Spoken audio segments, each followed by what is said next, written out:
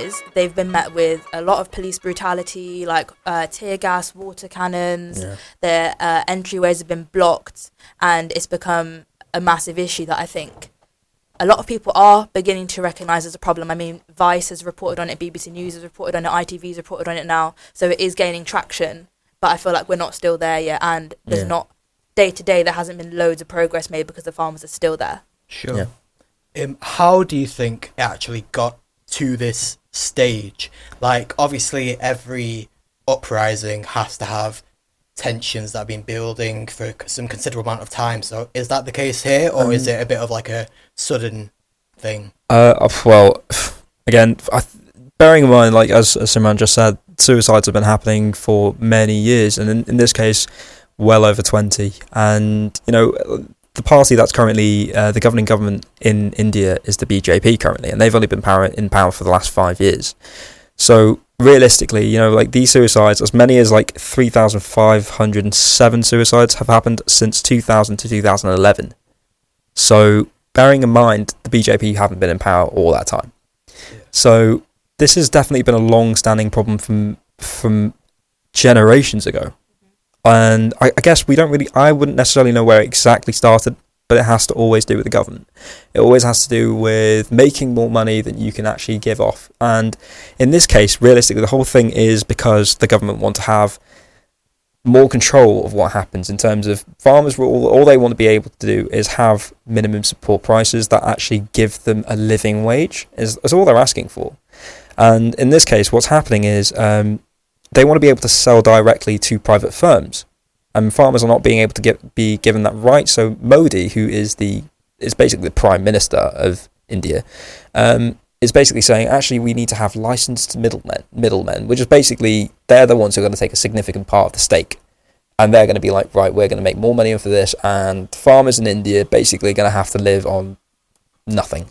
And it's crazy because every third farmer in Punjab is actually living below the poverty line. And those are the people who are protesting in Delhi right now, alongside people from Rajasthan, Haryana, and Uttar Pradesh, I think.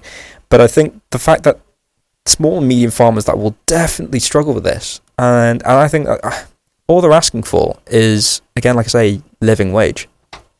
And how do you think the best way is for us to keep up with this, like with regards to the ongoing situation, in not only just this situation, but everything that's going on in South Asia at the moment? Yeah.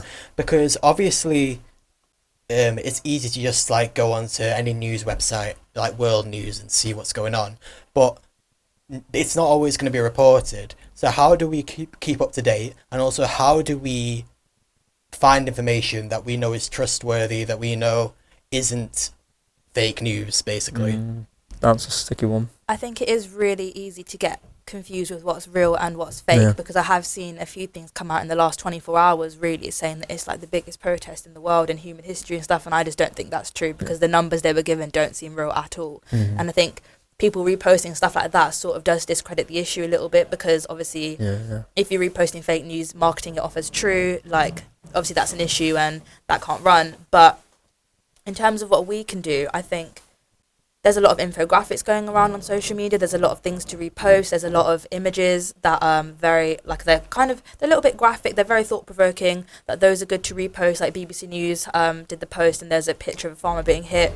I saw that circulate a lot, especially when your reach, if you know your reach is non-Punjabi and non-South Asian specifically as well, it's always good to get that Instagram activism out there, social media activism, and put the word out there, because that's how you spread awareness.